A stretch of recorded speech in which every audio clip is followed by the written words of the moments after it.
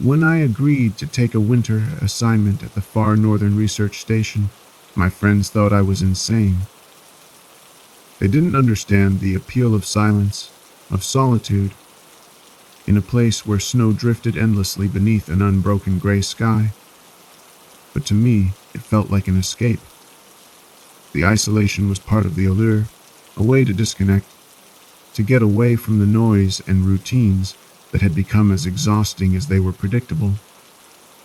The research station, or Station N1, as it was blandly designated, sat about as far from civilization as I could get without crossing the Arctic Circle.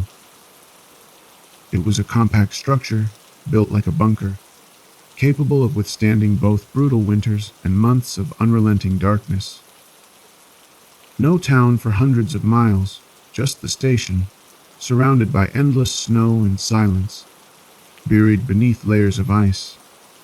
I arrived in late October, just as the last helicopter out was leaving.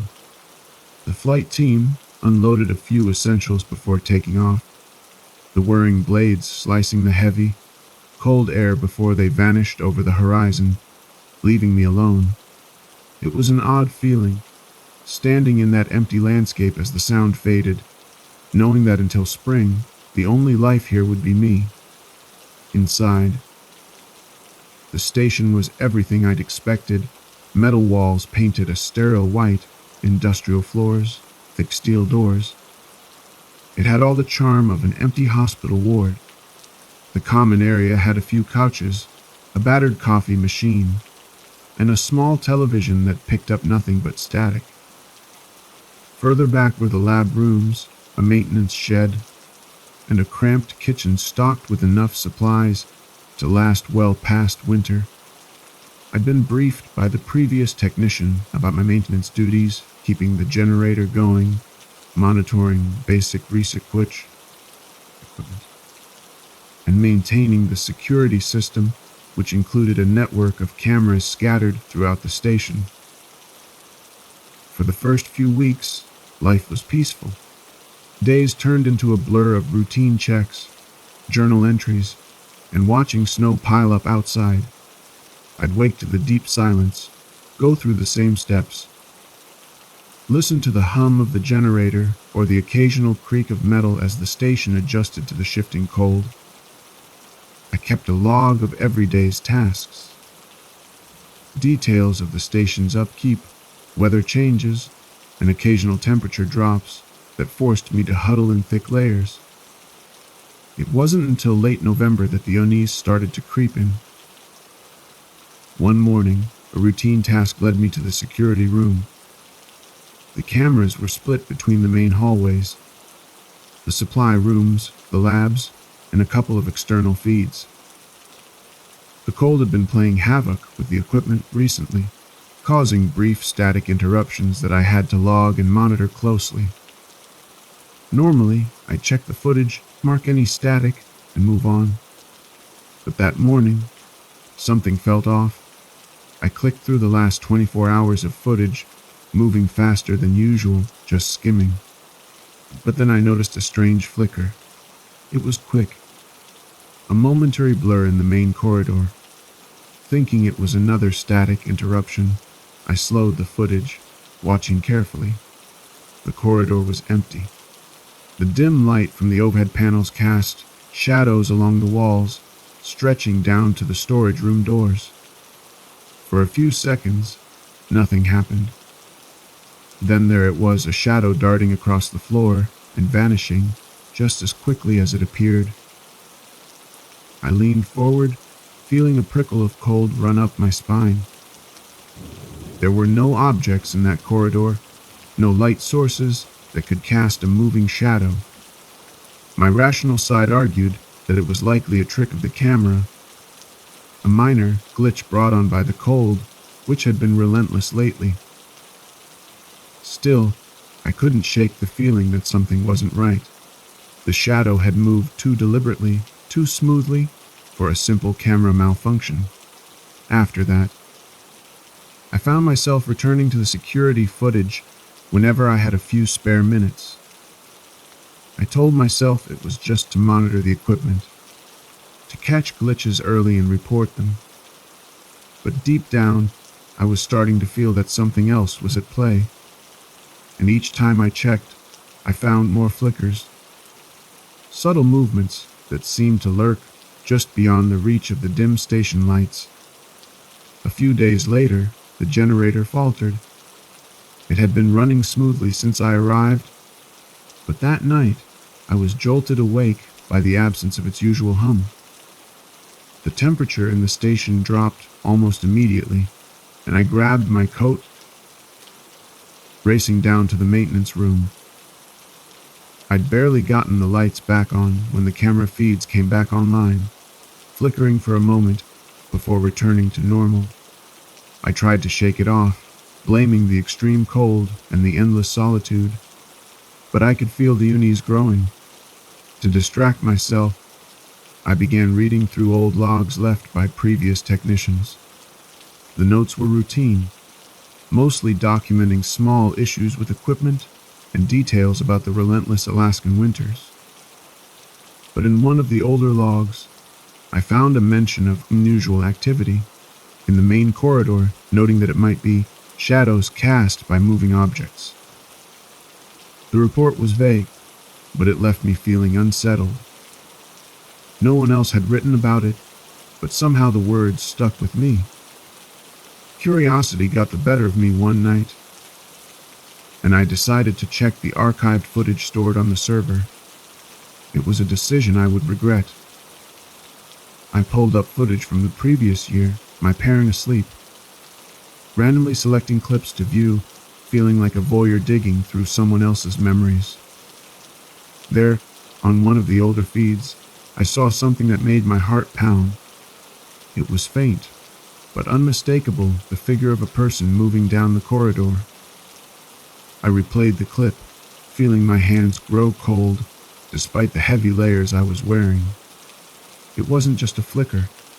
It was the shadow of a person moving slowly along the wall, as if they were trying to avoid detection.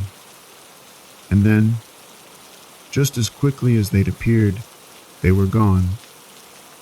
I told myself that it had to be an error, maybe the shadow of a technician who had left just before I arrived, caught on a faulty camera. But there was something unnatural about the way it moved, as though it was aware of the camera, slipping out of sight just as it approached the edge of the screen. Days passed, and I tried to put it out of my mind, but the seed of dread had been planted. I found myself glancing over my shoulder, feeling a prickling awareness in the back of my mind, as though something was watching, lurking just beyond the edges of my vision. And every time I checked the footage, I half expected to see that figure again, moving through the shadows with a stealth I couldn't explain. One night, the faint scratching started. It was subtle, barely audible over the sound of the generator, like something dragging along the walls just outside my room. I tried to ignore it, blaming my imagination and the isolation. But it grew louder, moving slowly down the corridor toward the storage room. The next morning, I checked the footage again, dreading what I might find. The halls were empty, quiet, as they had been every other night. But as the camera scanned the corridor outside my room, I spotted it again, a dark shape hovering near the door, blending into the shadows as if it were part of them. I watched in horror as it moved toward my door, a slow, creeping presence that seemed to glide rather than walk.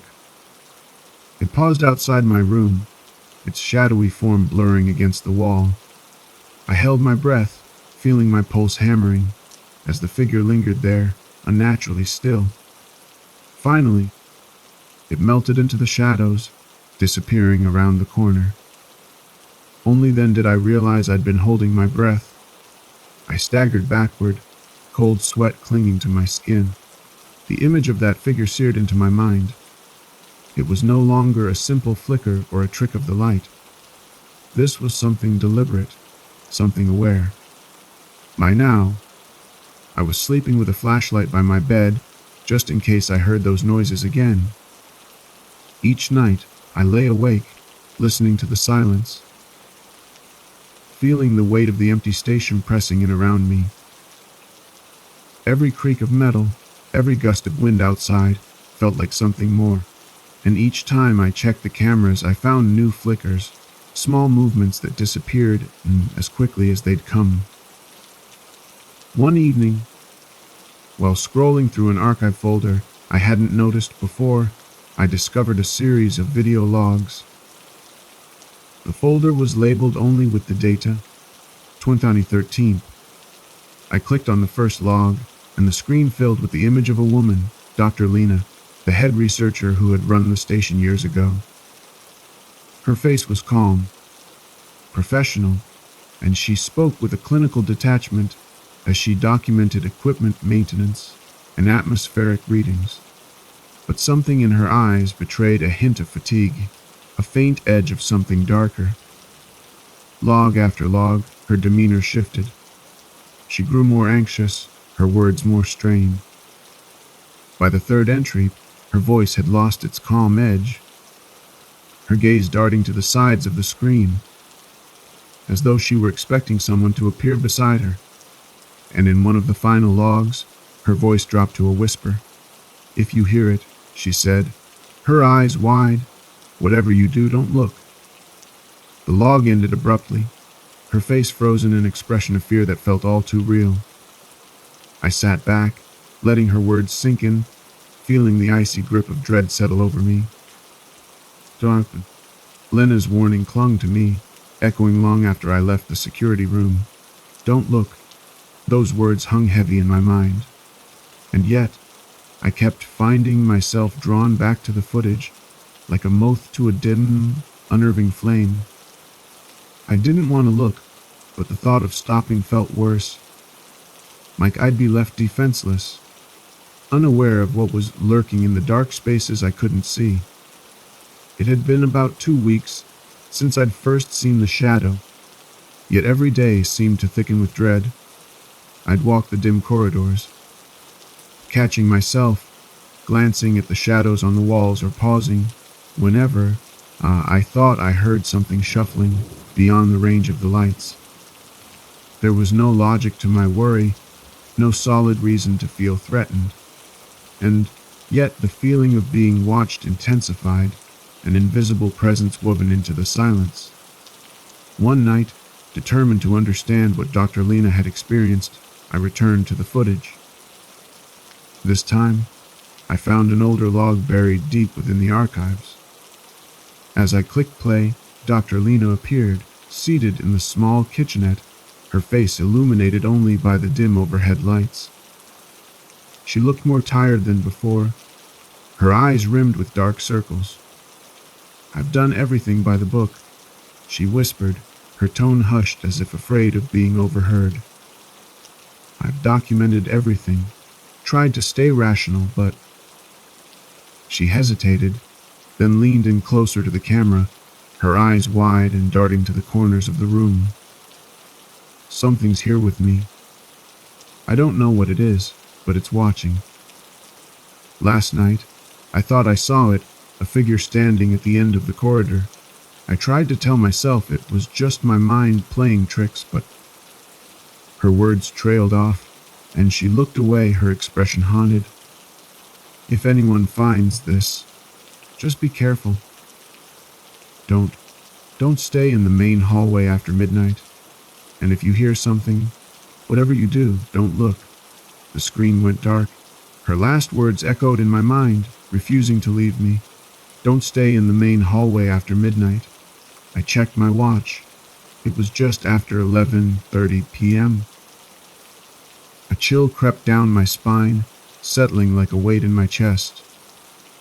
The hallway outside my door stretched into the shadows, every creak and groan amplified by the silence. I was alone, yet it felt like the station itself was holding its breath, waiting. That night, I lay in bed, eyes fixed on the clock beside me. I listened, straining to catch any sound beyond the hum of the generator. I was drifting on the edge of sleep when I heard it, a faint scraping sound, like something moving slowly along the corridor wall. My pulse quickened, but I kept my eyes shut, refusing to look. The scratching grew louder, echoing through the station as it inched closer to my room. Every instinct told me to open my eyes, to check the monitors.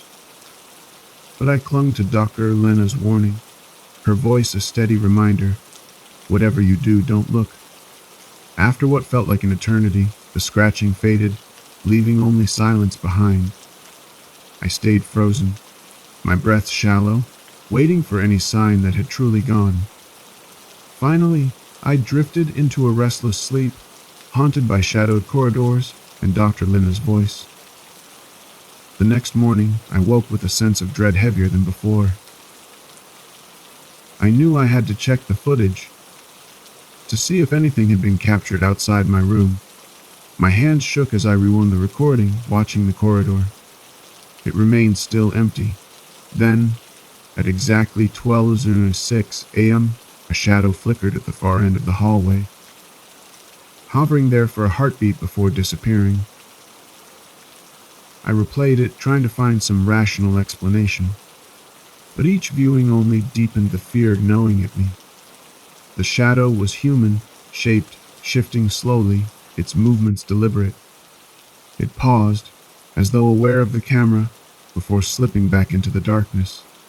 My hands trembled as I shut down the monitor, but I couldn't shake the feeling that I just glimpsed something I wasn't meant to see, something that defied logic, that lurked in the unseen corners of this cold, empty station.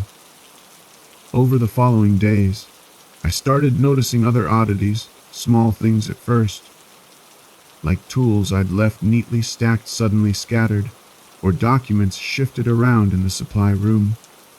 It was easy to dismiss at first, blaming my own absent-mindedness or the effects of isolation. But when I found the message scrawled in thick, black ink on the wall outside the supply room, my heart nearly stopped. Stay away from the lower levels. The words looked like they'd been there for a while, the ink slightly faded, as though they'd been left by someone long gone. But that made no sense. This was a secure facility, and I was the only person here. I tried to scrub it off, but it left a faint stain, a lingering reminder that someone, sometime, had felt the need to leave that warning. As the days passed, I couldn't resist the pull of the lower levels, despite every instinct telling me to stay clear, to avoid whatever had left that message. My curiosity gnawed at me. I spent hours pacing, standing at the top of the stairwell that led down into the unlit corridor below, feeling the weight of Dr. Lena's words. She hadn't mentioned the lower levels, but something told me that whatever she'd feared was connected to that dark, forbidden space. I tried rationalizing it as a need to investigate, a way to get answers, and prove to myself that this was just my mind playing tricks.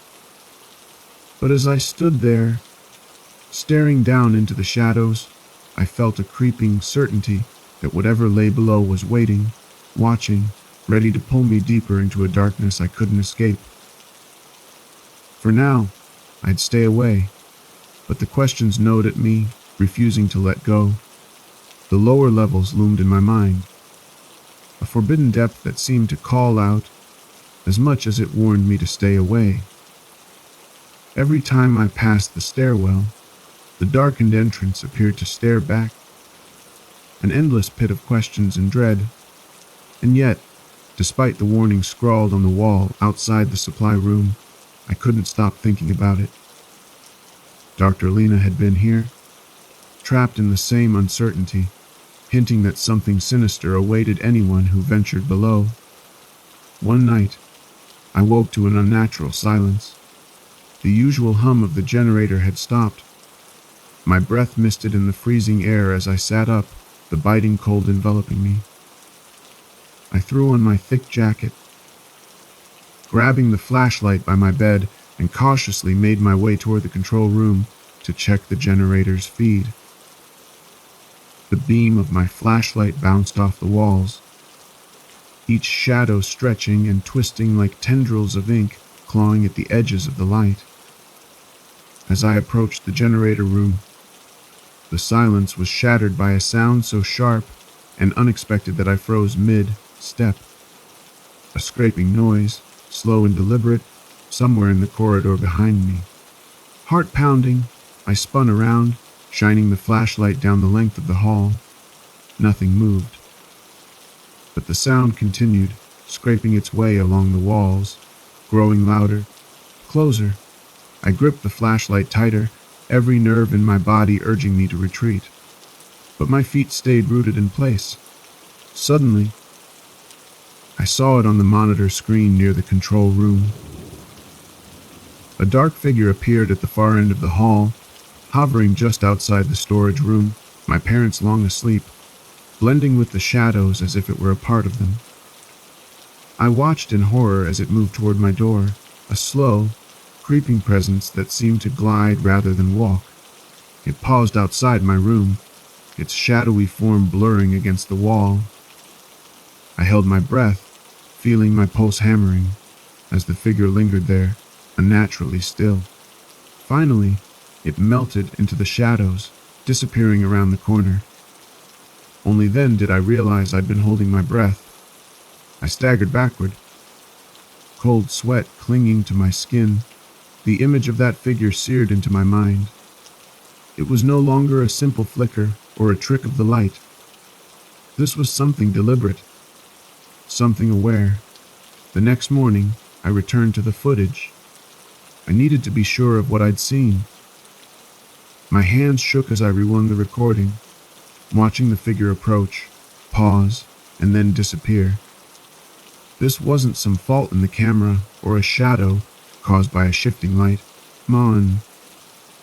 This figure seemed to be following a path, as though it knew exactly where it was going. I couldn't shake the feeling that it was looking for something, or maybe someone.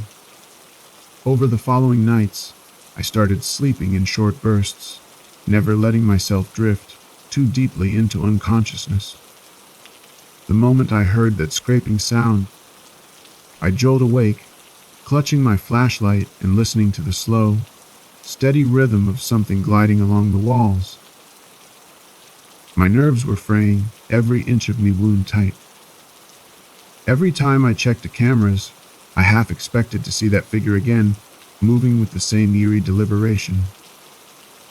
One night, determined to understand more, I waited by the control room, watching the live feeds intently. At exactly 12:06 a.m., as the entire station was draped in an eerie silence, the figure appeared once more, this time closer. I watched as it drifted along the hallway outside my door, its dark shape blending with the shadows as though it belonged to them. With a trembling hand, I reached for the microphone, my fingers hovering over the switch, and whispered into the silence, "Is someone there?" The figure stopped, turning ever so slightly as if it had heard me. The air felt thick, pressing down on me, as though the shadows themselves were listening, waiting. And then, without a sound, the figure turned and slipped into the darkness, vanishing from sight. I sat there, my mind racing, heart pounding, and a sense of dread settling over me. Later that night, as I tried to process everything, I returned to the archived logs. Dr. Lena's entries became more fragmented, each one hinting at a growing fear. In one of her final logs, she seemed desperate, her voice barely a whisper. It knows we're here. I don't know what it is, but it follows, it watches. We tried staying quiet, but it still finds us. If you're hearing this, stay away from the lower levels. Don't go down there alone. Whatever you do, don't stay after dark." Her last words faded into silence, leaving me in a cold sweat. The lower levels held some dark, twisted secret, something that had driven Lena to the edge of fear. And now, whatever had haunted her seemed to be turning its attention toward me. As I sat there alone in the cold, the weight of isolation pressing down on me, I couldn't shake the feeling that I was being watched. Each creak of the metal walls, each gust of wind, felt like whispers of something lurking just beyond the light, waiting for the moment I'd let my guard down. The next day, I found myself standing at the top of the stairwell, staring down into the darkness below. My flashlight cast a narrow beam, barely illuminating the steps as they descended into pitch black. Every instinct screamed at me to turn back, but the need to understand was stronger. I took a slow, hesitant step down, the air growing colder with each step, a chill that seeped into my bones. The scraping sound began again, faint at first, but growing louder, echoing off the walls as though it was moving toward me. I stopped, gripping the flashlight so tightly my fingers ached, my heart hammering in my chest. A sudden shiver ran down my spine, and I turned, sprinting back up the stairs, my footsteps echoing in the emptiness. The shadows seemed to press in around me, their presence more tangible than ever. I burst through the door, slamming it shut behind me, breathing heavily as I braced myself against it, listening for any sign of movement beyond. The silence was deafening. The silence was heavy, pressing in like a weight I couldn't shake. Leaning against the door, my breaths were shallow, the frigid air clawing into my lungs. I didn't know what I'd just escaped, but the thought of its presence out there, lurking, felt like a silent threat. In the dimly lit corridors, I sank to the floor, my back against the door, trying to steady myself. Memories of Dessert. Lena's final logs played on repeat in my head, her warning about the lower levels, now making a frightening amount of sense. It had been clear to her, just as it was becoming clear to me that something didn't want me there. By morning, the logical part of my mind began to rationalize again. Maybe what I had seen wasn't real. Isolation had a way of warping reality, I knew that much. But even as I tried to convince myself, a knowing certainty told me I couldn't keep avoiding those lower levels forever.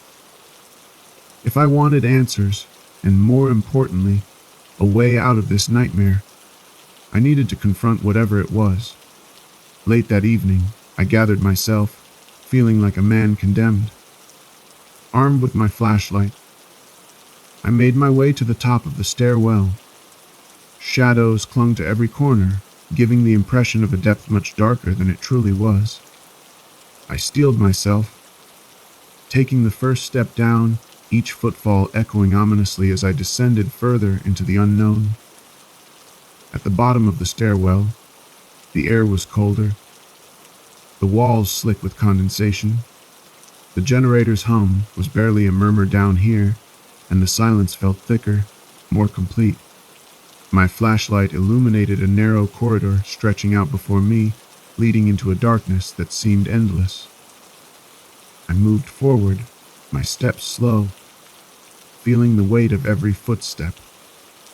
The scraping sound started again, distant but unmistakable. It was as though something was dragging itself along the walls, inching closer with each breath I took. I clung to Dr. Lina's words in my mind. Whatever you do, don't look.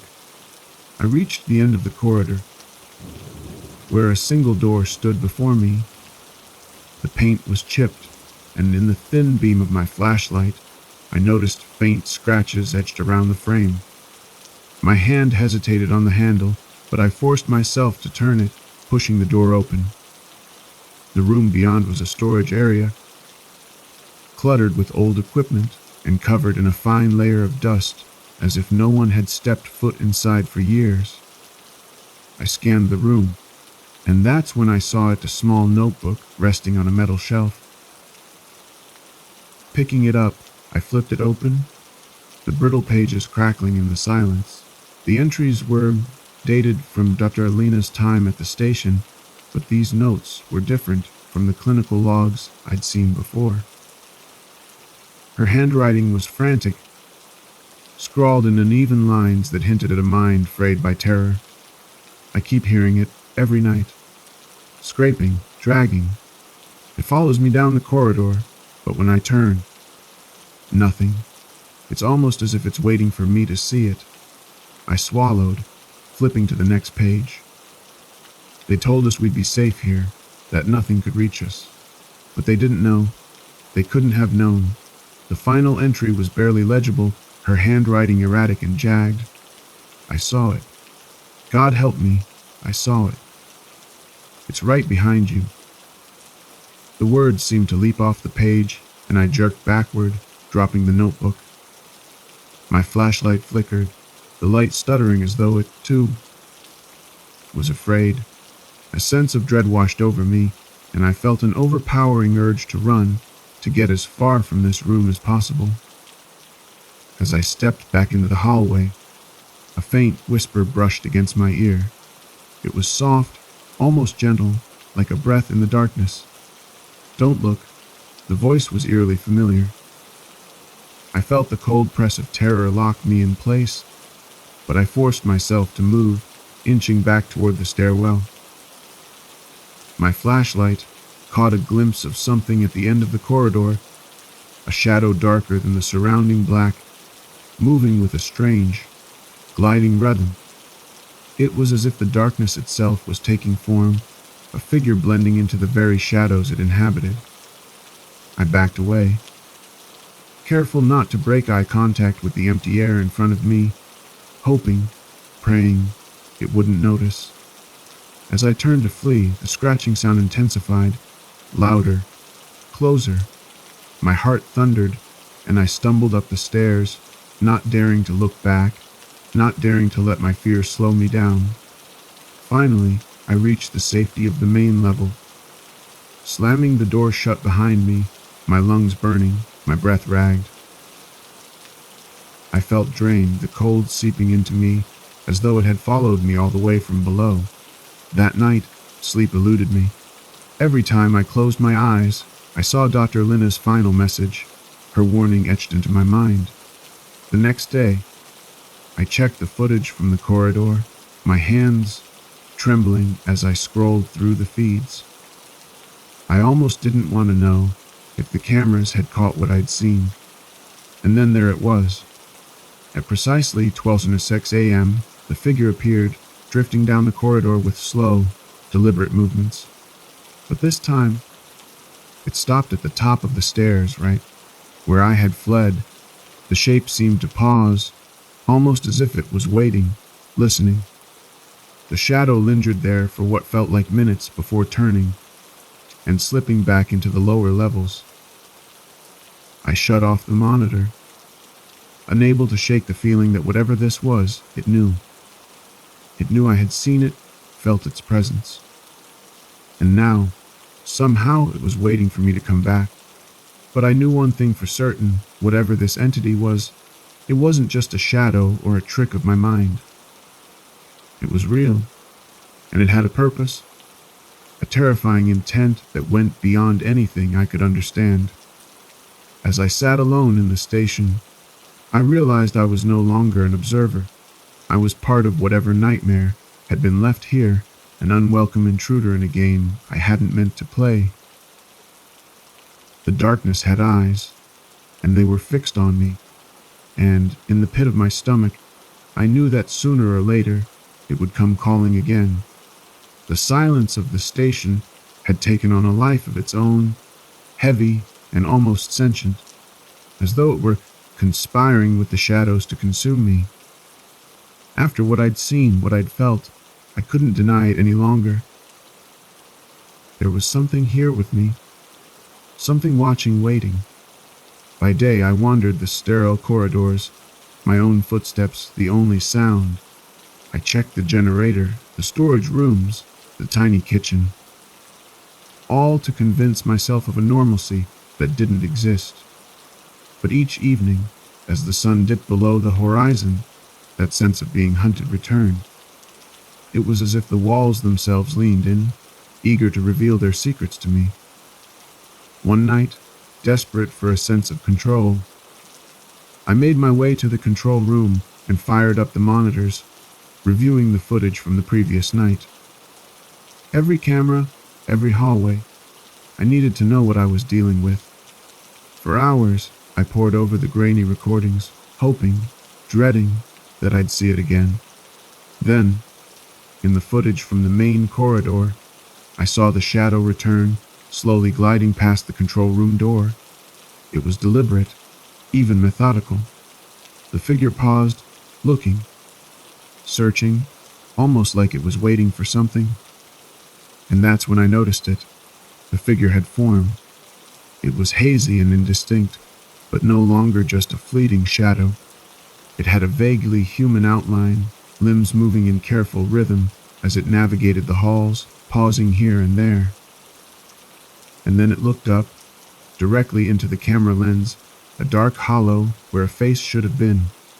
I forced myself to keep watching, my pulse thundering in my ears. In those seconds, the figure didn't just glance up, it stared, and in the pit of my stomach, I felt a dreadful understanding settle in. It knew I was watching.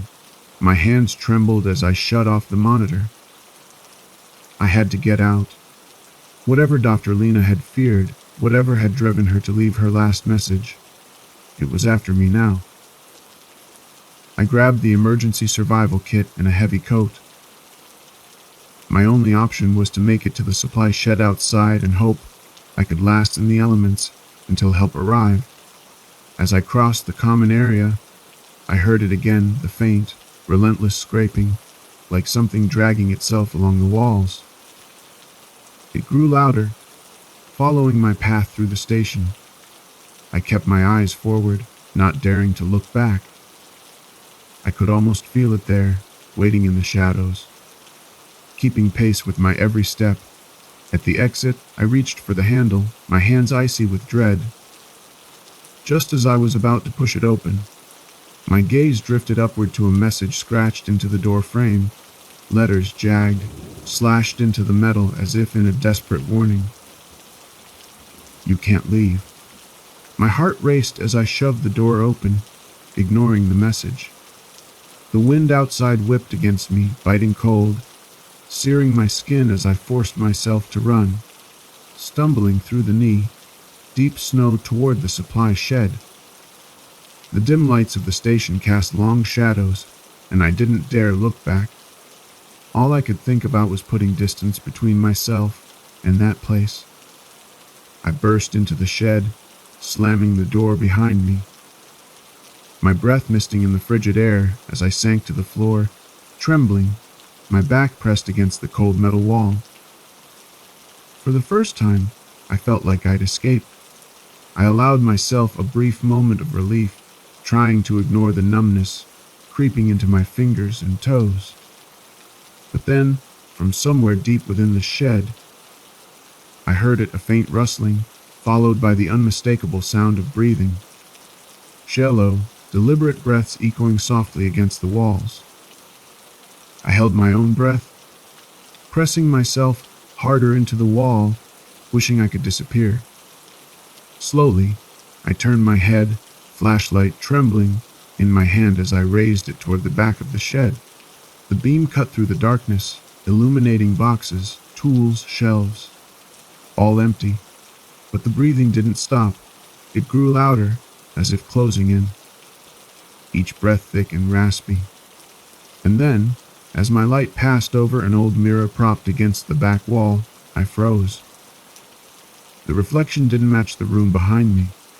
In the dim glass was the control room of the station, the cold, sterile metal walls unmistakable. And standing within it, partially obscured by shadows, was a figure, a dark outline watching me through the mirror, its form flickering like a distorted transmission. With mounting horror, I realized that it wasn't just watching me, it was waiting for me. The breathing grew louder, and I felt the weight of it closing in, pressing me deeper into the freezing shed. But when I turned back, the room was empty, just as it had been before. I was trapped in a game I'd never agreed to play. with rules I couldn't begin to understand.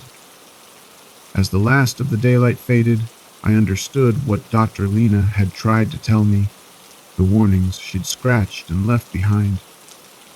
Whatever this thing was, it was part of the station, bound to it, living in its shadows. And now, as the dark closed in around me, I knew it had claimed me too. In that final moment, I stared into the reflection, meeting the figure's empty gaze. It tilted its head slightly, a mockery of curiosity, or perhaps satisfaction, before it faded into the shadows, leaving only the cold and the silence behind. I never did make it out of that station.